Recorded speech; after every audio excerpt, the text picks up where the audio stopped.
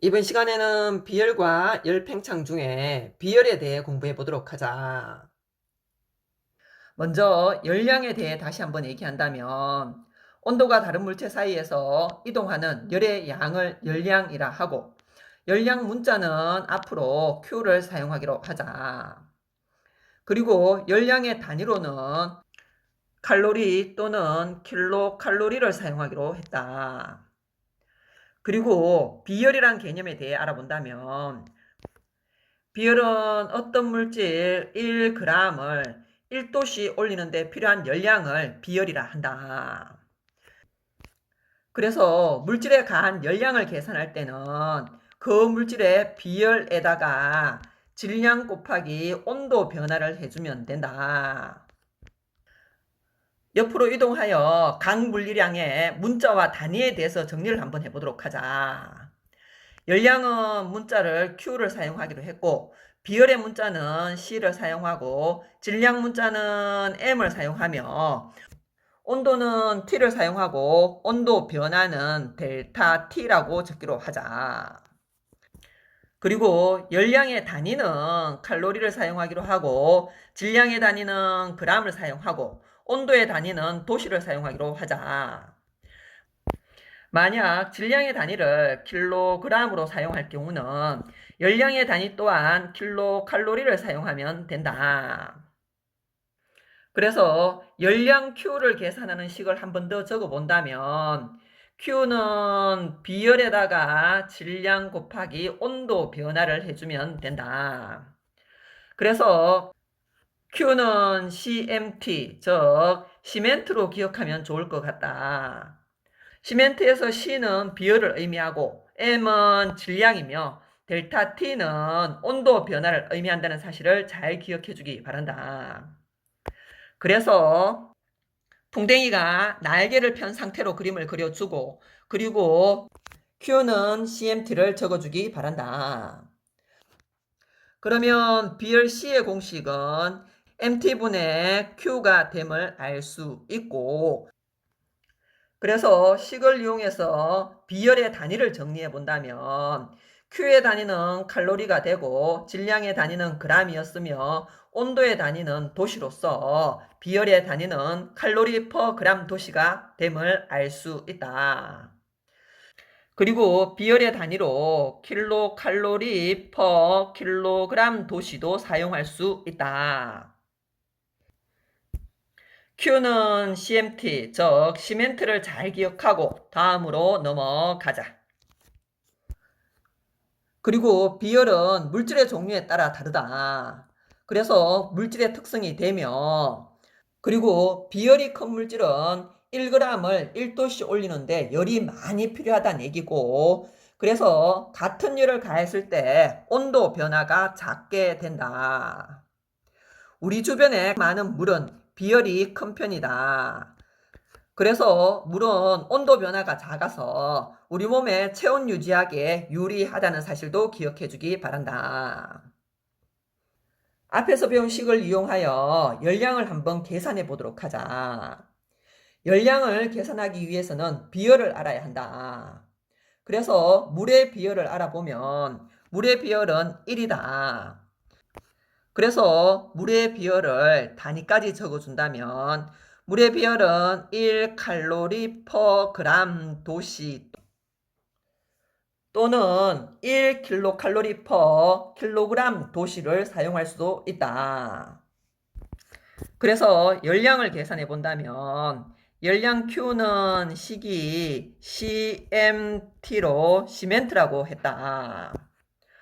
식을 이용하여 문제를 풀어본다면 열량은 물의 비열 1에다가 질량 2와 온도 변화 3을 곱하면 6이 나오게 된다. 그리고 답을 적을 때 주의할 사항은 질량을 2kg으로서 킬로그램 단위를 사용하였으므로 답은 6kcal라고 적어주면 된다. 그리고 밑에 문제를 풀어본다면 열량 Q는 비열 1에다가 질량 200 곱하기 온도 변화 50을 하면 많이 나오게 된다.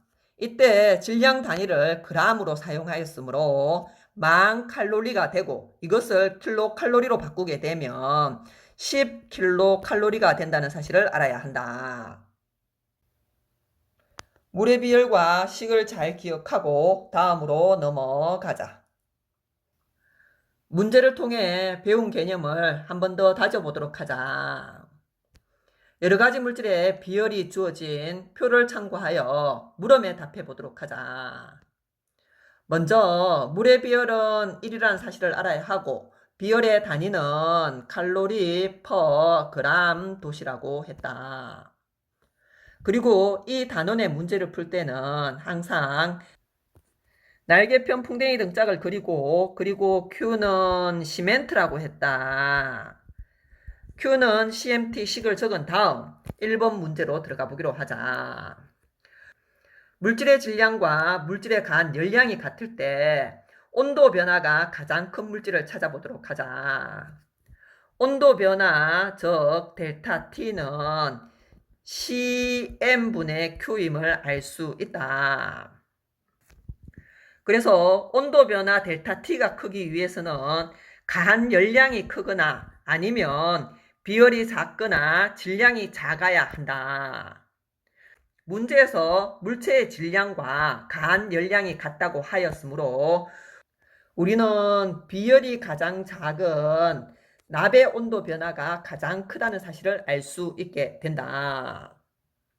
그리고 2번 문제는 질량이 0.2kg인 금속의 온도를 40도씨 올리는데 2kcal의 열량이 필요하다. 이때 이 금속의 비율을 한번 계산해 보도록 하자. 풍뎅이 등짝을 이용해 비열 C의 식을 뽑아보면 C는 MT분의 Q가 된다. 그래서 숫자를 넣어본다면 질량은 0.2kg이고 온도 변화는 40이며 가해준 열량은 2kcal이다. 그래서 식을 정리해보면 4분의 1이 나온다. 그래서 우리는 이 물질의 비율이 0.25kcal per kg 도심을 알 수 있다. 그리고 3번 문제에서는 식용유 5kg을 20도씨 올리는데 필요한 열량을 묻고 있다. 열량 Q는 CMT라는 식을 이용해서 숫자를 넣어 본다면 식용유의 비율이 0.4라고 표에 나와 있으므로 식용유의 비율 0.4에 곱하기 질량 5kg 곱하기 온도 변화 20을 하게 되면 40이 나오게 된다. 이때 질량의 단위를 킬로그램을 사용하였으므로 열량은 40kcal가 필요하다고 대답할 수 있어야 한다. 그리고 4번은 같은 질량을 같은 온도만큼 높일 때 열량이 가장 많이 필요한 물질을 묻고 있다. 열량 Q는 CMT이므로 같은 질량을 같은 온도만큼 높일 때 열량이 가장 많이 필요한 물질은 비율이 큰 물질을 골라야 한다. 그래서 비율이 가장 큰 물이 됨을 알아야 하고 그리고 5번 문제는 같은 질량의 구리와 납을 같은 온도만큼 올릴 때 필요한 열량비를 묻고 있다. 역시 Q는 CMT식을 이용해서 질량이 같고 온도 변화가 같을 때에 필요한 열량비는 비열비와 같음을 알아야 한다.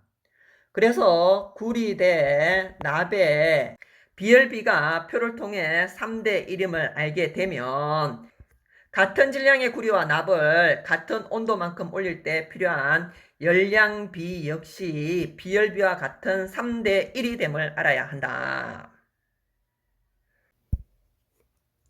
이어서 질량이 같은 두 액체를 가열하면서 시간에 따른 온도 변화를 비교해 보도록 하자.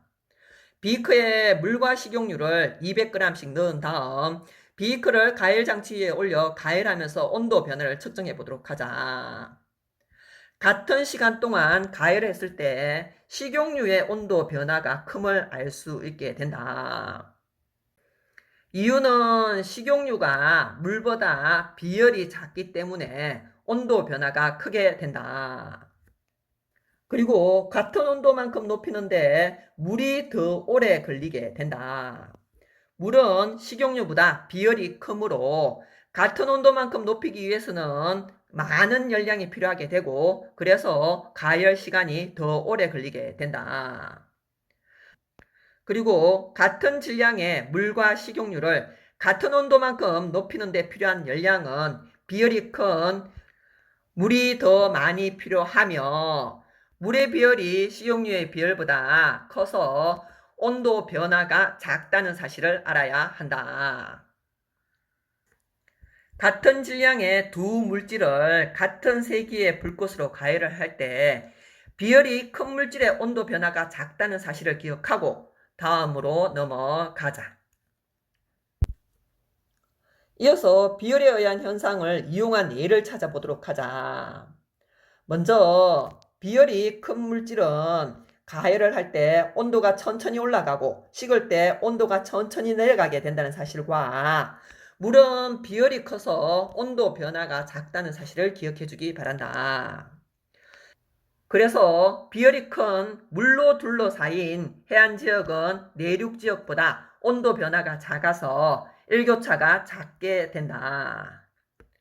그리고 우리 몸은 비열이 큰 물로 되어 있어 온도 변화가 작아 체온 유지하기 유리하며 그리고 해안지방에서 모래와 바닷물 중 모래가 비열이 작게 되고 모래의 온도 변화가 커서 낮에는 모래가 바닷물보다 뜨겁지만 밤에는 모래가 바닷물보다 차갑게 된다.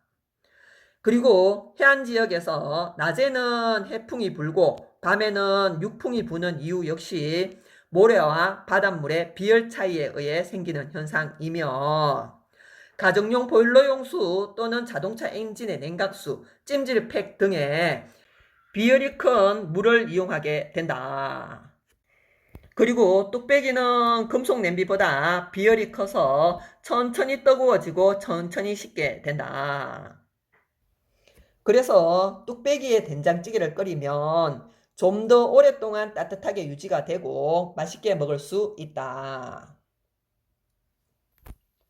여기까지 해서 비열에 대한 강의를 마무리하고 다음 강의에서 비열에 대한 응용 문제와 열팽창에 대해 공부해 보도록 하자.